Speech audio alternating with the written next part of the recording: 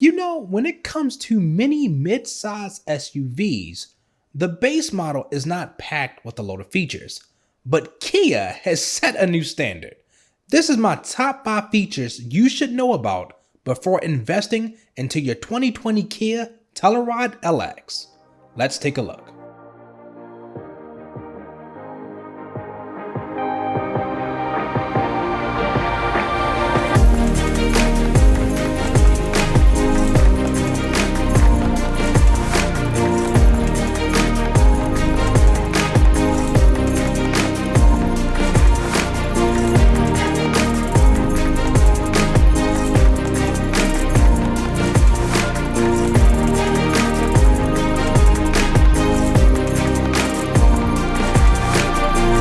All right, so starting off this list, because to me, this is a very family friendly SUV, we're going to tackle child safety and family features. First and foremost, let's touch on the rear occupant alert.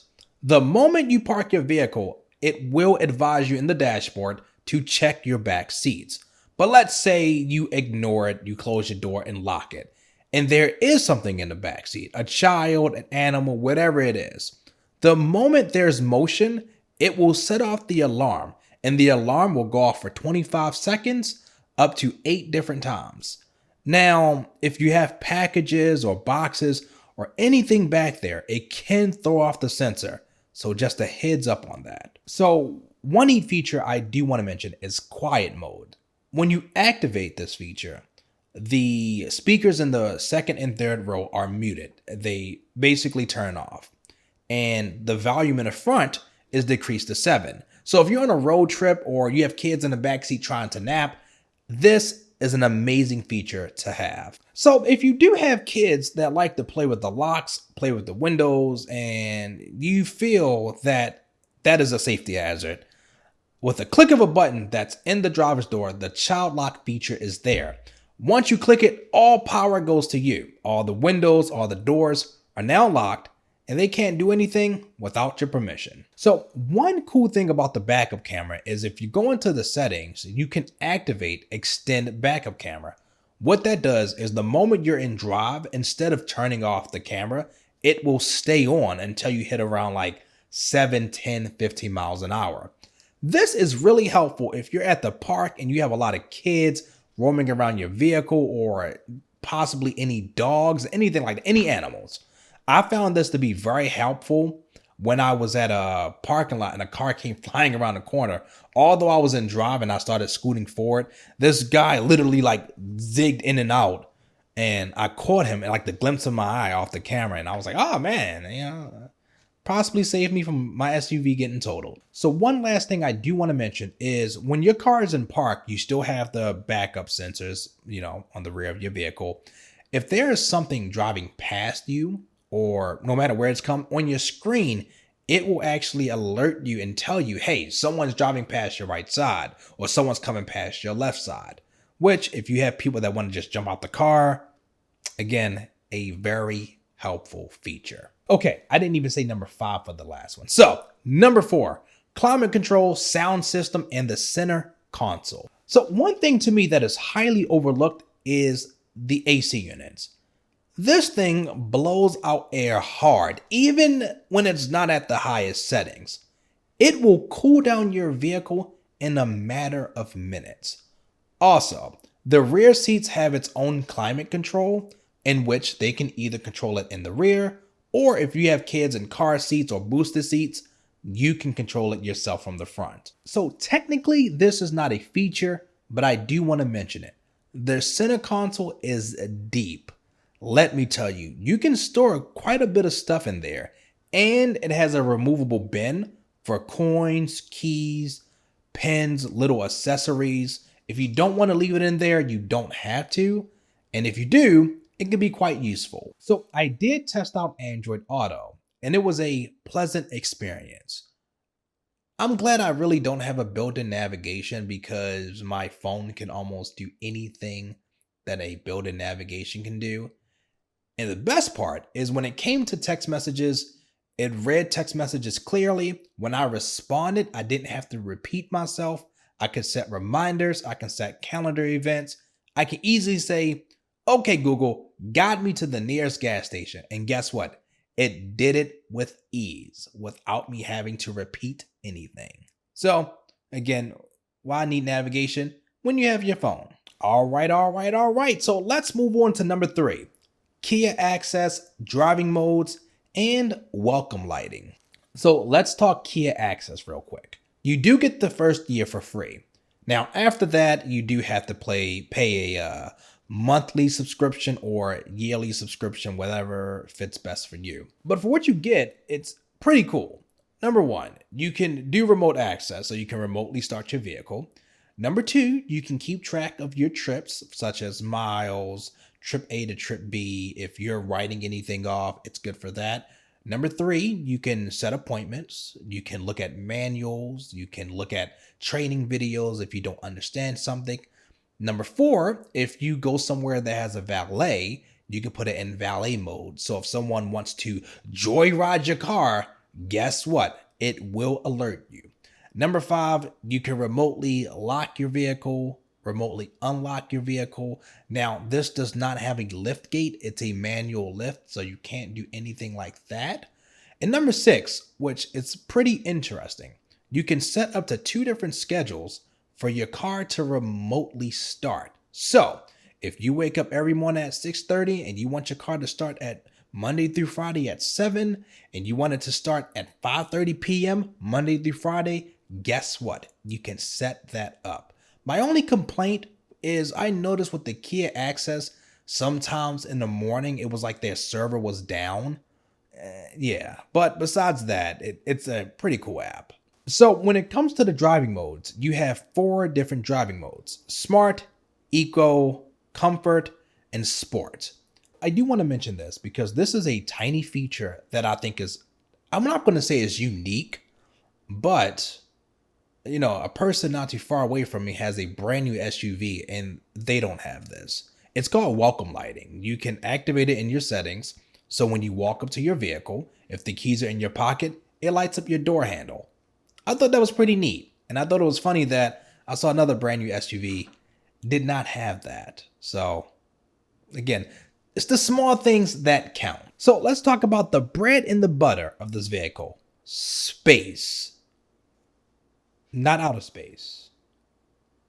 The space of the vehicle. You know exactly what I meant. No, don't even. You know what I mean. So first, let's talk about how Kia implemented certain things to utilize its space. It has 8 cup holders, and that's not counting the little 2 small door bottle holders, whatever you want to call those. You have 2 in the front, 2 on the side of the front seat, 2 in the second row, and then 2 in the third row.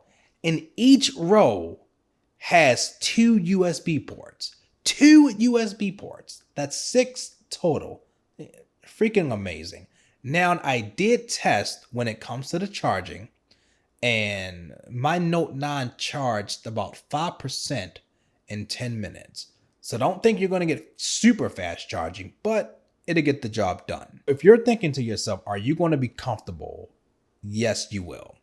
I did a couple tests with 2 different size people because I'm short. I'm 5'8". My wife is taller than me. She's 5'9". When she sat in the back seat, she said she felt comfortable. I had the sales guy get into the second row. He was about 6'1". He was like, to him, it felt pretty comfortable. It felt pretty spacious. He had no complaints. When I had my wife get into the third row, though, she was like, it's pretty tight. If we were to have to do a long road trip, she couldn't do it. But when we moved the second row seating up a bit, she was like, okay, I feel more comfortable. So if you have people that are extremely tall, I would say 5'7" or above, just heads up, you're going to have to move that second row seating up a little bit for that third row. But for the second row, you're not going to have to worry about anything at all. Fun fact, the second and third row have captain seats, meaning they recline. People are going to be riding in luxury when they're in those back seats. You are going to want to ride in those back seats. I enjoyed riding in the back seat. I am not lying to you. It was freaking. Last, when it comes to space, we're going to tackle like trunk space or if you're packing stuff up. So if the third row is up, you're going to get mediocre trunk space. It's not a full size SUV. So if you're going to the mall, grabbing some bags, going to the grocery store, it does pretty good for that. You do get a little compartment at the bottom you can lift up and you can add additional small things down there, but it doesn't add a lot. Now, when you lay down that third row, that's when you get your space. From my measurements, it was about 50 inches long, 50 inches wide, 54 inches long. I packed my camera equipment into it, and I still had enough space left if I wanted to pack more things into it. When you lay down that second row, I honestly thought this was bigger or just the same size of a pickup truck. I measured it about 74 inches long. With that size, you can fit a full size blow up mattress in the back and sleep comfortable. I don't know why I even did the measurements for that, but I thought it was pretty cool. You can load up a ton of stuff in the back seats if both rows are down. If you have the third row down, you don't have to worry about space. It's plenty. But if the third row is up, don't think you're going to get a bunch of suitcases in that trunk because it is not that much space. So number one, these are my favorite features because these are the driving features. Now, don't get me wrong, all the other features are amazing. We are about to tackle some lovely stuff here. Let's get it on. When it comes to lane assist, if your cruise control is turned off, there's a little indicator that will light up green if it's active and white if it can't really read the lines. If you're driving and you're drifting into another lane, it will basically alert you like, hey, listen, you're drifting into another lane. If the cruise control is turned on, it kind of manages the steering wheel to stay in your lane. Basically, you can let go of the steering wheel and it will drive for you. You should not do that though. Of course, the technology isn't perfect, so don't rely on it. But for road trips or you're driving on an expressway or on a highway, it's an awesome feature to have. Smart cruise control is exactly how it sounds. It's smart. When you set the speed limit, you can adjust how far you want to be away from a car. The maximum length, I believe, is like a car and a half or 2 cars. I keep it at the max length because, again, that technology isn't perfect yet. So if you're going 55 miles an hour, if you got the max length, it would adjust you to the car in front of you. So you're not, driving up on that person's bumper. You don't have to do anything with the braking or the acceleration. If the person stops, guess what? It stops for you. When the person starts, you can either just click the button up or lightly tap the accelerator. And guess what? It starts the smart cruise control again. Now, I do want to let you know this. Let's say you're on an expressway and you have your smart cruise control active. There's no car in front of you. But there's a red light in a far distance, not that far away, and there's a car stopped. The cruise control would not detect that. So when you're approaching the car, about time it detects that, it's too late. So it works best when there's something moving in front of it and then comes to a stop versus there's already something in the distance or it's pulling up to someone that's already stopped. So you would have to brake. I wanted to test that and my theory was correct. So again, heads up on that. Now, I'm not a fan of this feature, the auto stop and go. When you come to a stop sign or a red light, if you press your brake, not lightly, but just in a little bit, just a tad hard, it turns off your car. You hit the accelerator, it turns back on. There's a little issue with that, and I'll mention it at the end of the video. And this is the reason why I'm not a fan of certain things with the car. So another feature I like is the auto hold, which is just like the stop and go, but instead it does not turn off your car. So when you come to a complete stop, red light, stop sign, you're in line somewhere, you're, let's say, briefly parked, but you leave your car and drive. When you just slightly hit that brake a little bit more, it, simulates you braking the vehicle. So you can let it go. You don't have to touch the brake again. And the moment you're ready to drive, you just have to ease onto that accelerator and it releases the brake. That's like one of my favorite things. I love it. If you're new to Kia, this may be something new to you. If you're not, then you most likely have heard of this before. But they have like an attention warning system. There's a little chart, and based on how you've been driving, have you been drifting a lot in time frame? I don't know that whole algorithm, but it decreases. And the more it decreases, once it gets to a certain level, it will advise you, hey, you may need to take a break, or maybe you should take a nap. I think it's pretty cool. I don't know how accurate it is, but again, it's a pretty cool feature if you're always on the road. So let's talk about the blindside assist. It's exactly how it is in most vehicles. I don't think I really need to explain it, but if you're changing lanes and someone's in your blind side, it alerts you. If you keep changing lanes while alerting you, it will apply emergency braking to try to stop you from changing lanes, just like almost any other blindside assist type deal. Also, it does have electronic emergency braking, so when you activate the emergency brake, it makes that cool little robotic sound. I like that sound every time I hear it. Every time I put my car in park and I hear it, I just I love that sound. Until one day it sounds broken. Then I won't enjoy it as much. Another thing I do want to advise, if your car is not fully turned on and it's in accessory mode, or it's using lights, or your radio is playing, it will warn you that your battery is discharging and to please start your vehicle. So I thought that was pretty cool. And last, I have to mention gas, because I want to know how fast. I was just rhyming right there. Okay. But it has an 18.8 gallon tank. You most likely already know that. I tested it out. I did about, I believe, 70% city and 30% highway. And if I remember correctly, I got approximately 406 miles. The reason why I'm saying approximately, because when I filled it up, I had 30 miles left. But I remember when it was a full tank, it said like 410. So, I did some kind of rough math there. And to fill the tank up, when I had 30 miles left, it cost about it was like $44. So I would expect for you to fill your tank up, it'd be around $45 to $50. All right, so this is the part I'm just going to tell you 2 things I dislike, and this is just me. You might not care about it as much. With the LX model, the daytime running lights are amazing. I love the design of them. But I hate that the headlights do not look the same as the daytime running lights because they are not LEDs. I'm just going to swap them out either way just so they can match. Again, I don't know. I was just like, come on, man. Really? Just matching color, man. 2 different whites. Another thing I do want to point out is certain features, when you turn off the car, they reset.